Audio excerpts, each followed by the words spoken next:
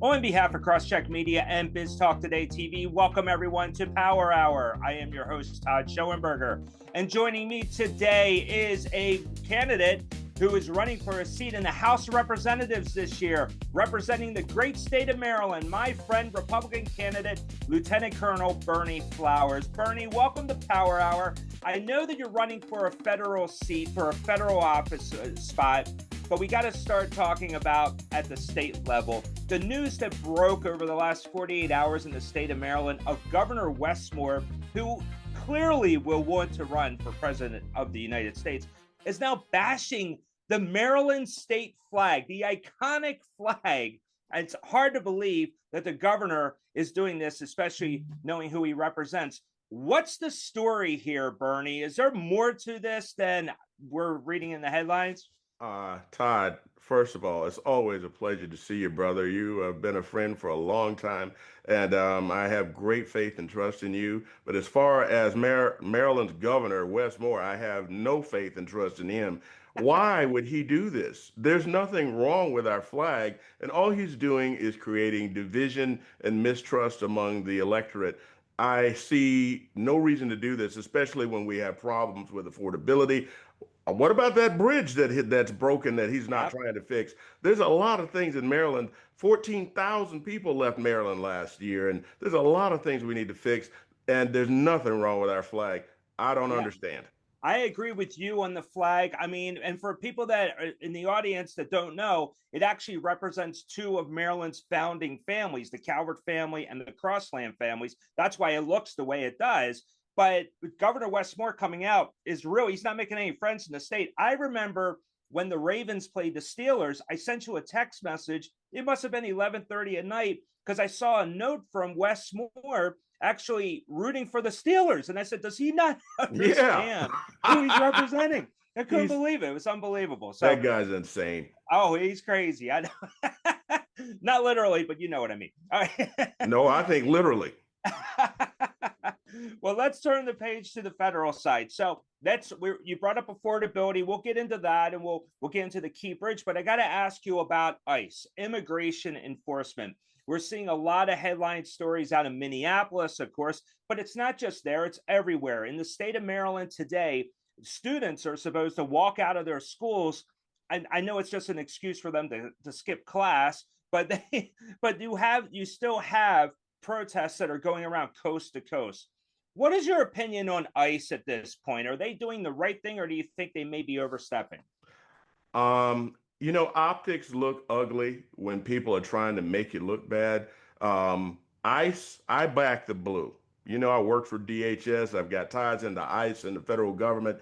They're doing what needs to be done. But the big takeaway here is, I don't know if you know, they have just instituted body cameras for ICE agents. And that's going to solve a lot of problems. People are going to be able to see real-time recordings of what the ICE agent's seeing. So it'll solve a lot of problems. I think I have a big faith in body cameras. And as far as the ICE folks, they're doing what needs to be done because we've got people here in the United States that don't want to be Americans, and they're causing all sorts of ruckus. As you know, up in Minnesota, I think they found like $19 billion in fraud. I think we could have fixed our bridge for $19 billion. Wait till they go to California. Wait till they come to Maryland. Well, you're right about that. I mean, and Gavin Newsom clearly is looking to get the Democratic ticket and everything else that's taken place there. Now, with ICE, though, and you're right, there seems to be now we have new representation in Minneapolis. So now we have 700 agents that have pulled back out of Minneapolis, but they're not going home. They're going elsewhere to continue this pattern of removing the illegals. There does seem to be a feeling, though, of nationwide, and you running for a House of Representatives, I would think would be curious to know why this is the case. I mean, if you look at the President Trump ran with this agenda that, we want to get illegals out, but he's giving them an opportunity to even come back if they leave on their own. Do you think that's bending a little bit by President Trump, or are you happy to see that he's trying to come up with some type of a solution to help the illegals at least come back legally? I don't see it as bending. I see it as you said, giving them an opportunity to come back legally. Folks that came here that are taking our resources, they're breaking our laws. I mean, I don't know about you, but I'm coming up, get a little long in the tooth here, and I'm looking forward to having my Medicaid and Social Security and all the other benefits that I paid into over the past 60 years. And folks that haven't paid into that system taking away. No wonder our country is $38 trillion in debt. We can't afford to have people come here. And more importantly, the idea that people who are coming here that don't want to be American citizens, they're raising the ruckus, and we can't have that. Safety and security are paramount in my book. And the bottom line is, if folks want to be Americans, they want to do things the right way, they want to be legal, no problem. But you just can't come in here and flaunt our laws. That is unacceptable. Yeah, I agree with that statement. That makes a lot of sense, and I really hope Americans actually can embrace that thought, because as we proceed forward, this is going to be an issue, especially as we go into those midterms in November. Let's turn the page to affordability. You brought it up at the beginning. So affordability, here we have a new Fed chairman that's coming in. Not exactly sure if the Fed can do anything with affordability. What do you say to Marylanders, your constituents, when they say, look, I'm having trouble paying bills? I mean, do you have a solution for them or an idea? Well, how about this? We have been in the process of killing power plants, gas powered and coal powered power plants. We need to get out of that business because folks' electric bills are out of control. Property taxes are sky high, car registration fees. I drive a 17-year-old truck. Before Wes Moore got in, my registration was $80. Last time I registered, which was November, $119 for one Wow. year. Crazy. And, yeah, I'm not raising taxes, I'm raising fees. Same thing. He's got to stop that. And another thing is, this idea of green energy. Well, the energy doesn't flow when the wind doesn't blow. You know what I mean? So we got to stop this craziness and this idea of green energy. More importantly, we have coal and oil in Western Maryland. And another thing, nuclear power is an option. And we got Calvert Cliffs. Why don't we have more nuclear power here? Matter of fact, one of the things I ran across when I was in the government, I've been to pretty much all the national labs, and thorium is an option. China's already gone online with their first thorium plant, and that can provide low cost, almost unexplodable nuclear power. We're not looking into that, and that's technology that we developed 30 years ago, but nobody's talking about it. So if I get into office, we're going to have to build ourselves some nuclear power plants. We're going to have to bring some coal plants back online. The idea is to make sure that people can afford to live. Otherwise, we're all going to have to move out of Maryland. Well, we'll talk about that in a second, because yes, you are right about the electricity costs. I was speaking to a former Goldman Sachs analyst about this, and she brought up the fact that in Washington, D.C., it was the first area of the country that really expanded into AI data centers, which, as you know, consume a great deal of electricity. And that actually is the reason for these higher electricity costs in the state of Maryland. I love your idea on the nuclear side. And this whole green energy thing, it really irritates me, because what a lot of people, they try to, I get it. You got to recycle, save the earth, yada, yada, yada.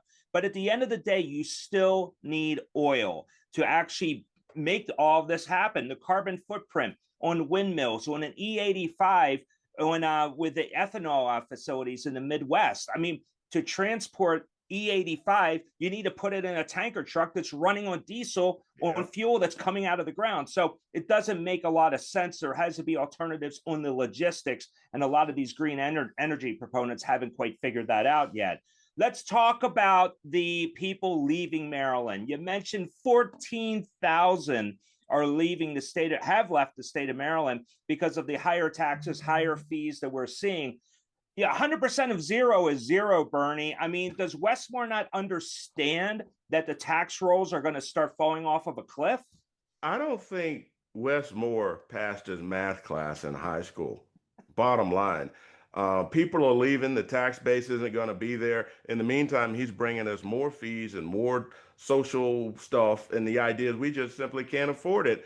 And we've got to do better. But we live in a one-party state. That's one of the biggest problems we have, and that's one of the reasons I'm running. I mean, I'm trying to give folks an alternative. And, call me a Republican, call me a conservative, call me whatever, but I'm just trying to make things affordable for regular folks. And I think I can do that at a federal level. But as far as Wes Moore is concerned, his math is way off.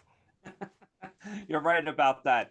So let's talk about the congressional redistricting. Now they're talking about doing the maps. Now, for the audience out there, there are 8 congressional districts in the state of Maryland. It's actually it's so Democratic. I mean, right now it would be 7-1 with Democrats and Republicans, and you're running a District 3. With the gerrymandering that's going on, you could be looking at a clean sweep of Democrats. It's changing the rules of the game in the middle of the game. I mean, what are your thoughts about this? Because now, fortunately, in Annapolis, it looks like the Senate is now in a disagreement with the redistricting, but maybe you could tell us more. I never thought I'd see Bill Ferguson disagreeing with his Democrat overlords. I just find that funny.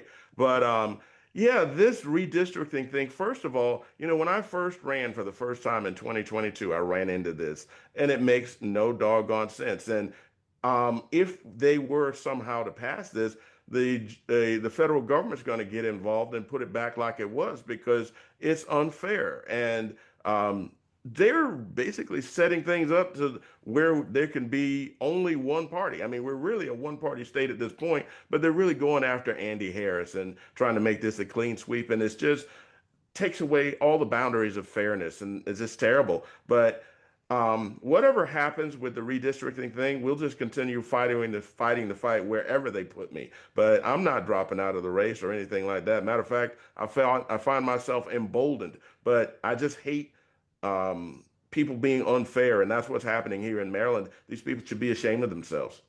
Right, and you are correct with that. And now here we are in mid-February. Even if there is passage of the redistricting, is it too late for it to impact, say, the primaries in June or even the general election in November?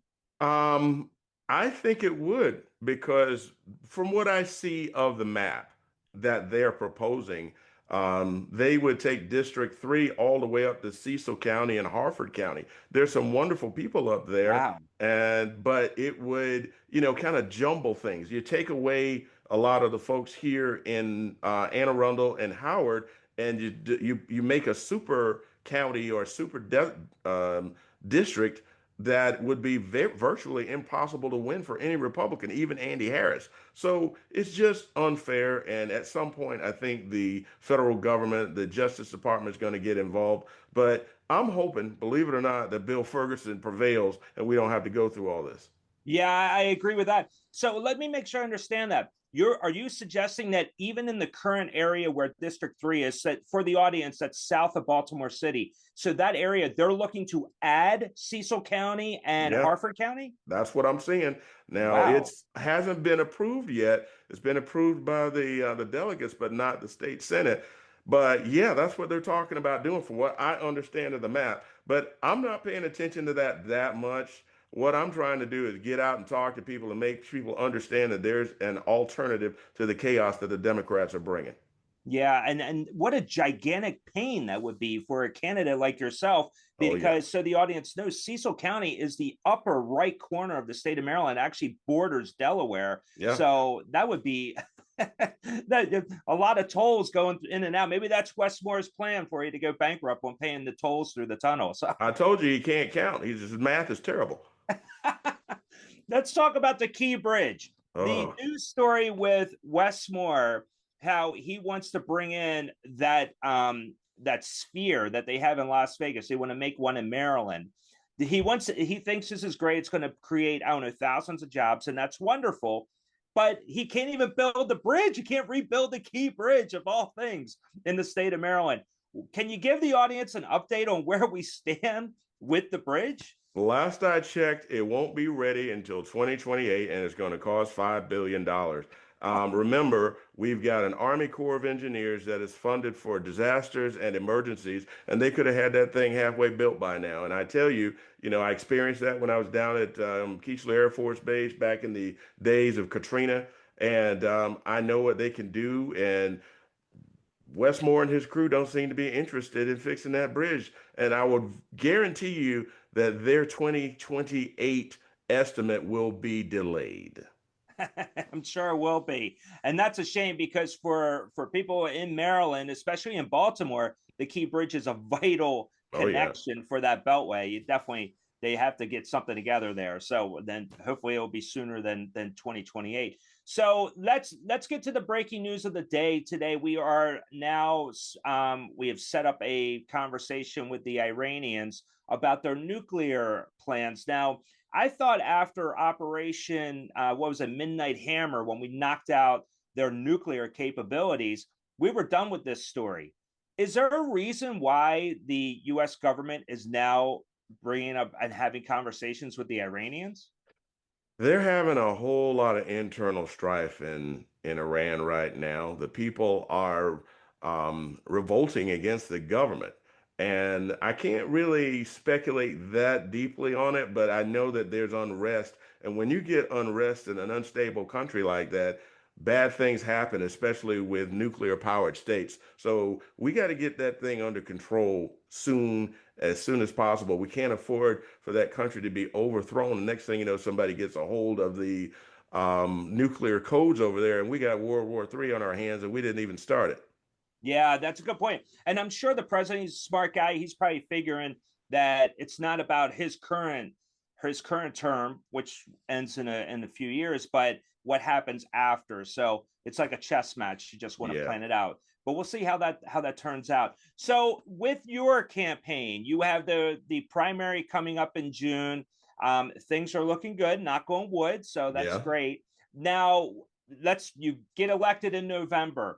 You are a cybersecurity expert. You worked for the Department of Homeland Security. Are there any particular committees that you would prefer to be a part of once you're in the House? I would love to be on the Armed Services Committee. Most of the people that are in Congress right now have no military experience, to include my proposed opponent, Sarah Elfreth. Somehow or other, she got on that committee with little experience and no military time. But I think I can make a lot of inroads for the people. But the bottom line is I will go and do what they tell me to do. But I think I can bring a lot to the table with my military background and my time in DHS and DOD. That is correct. And I completely agree with you. First of all, thank you for your service. But second of all, that committee should be actually filled with people like yourself that actually have the military experience. They can understand what the soldiers are going to. You remember when we worked for USAA together? Yes. I mean, you had to know what private enlisted soldier, what they go through. They'd have us eat the food that the soldiers were eating. I mean, it was very detailed, and it gave us an experience, and you obviously lived it firsthand. Berney, we're going to have you back before the primaries, of course. I can't wait to hear more because there's so many breaking news stories, obviously, that are taking place. But this is a hot midterm election season, and we want to hear more from you and what you're going to do to help Marylanders. I want to thank you for joining me today. Brother, I'm always available for you. I thank you for having me. Call me anytime. You got it, Berney. So on behalf of Lieutenant Colonel Berney Flowers, who is running for the seat in the House of Representatives, I am Berney Flowers. I am Todd Schoenberger. Thank you once again for joining us. Coming up at 10.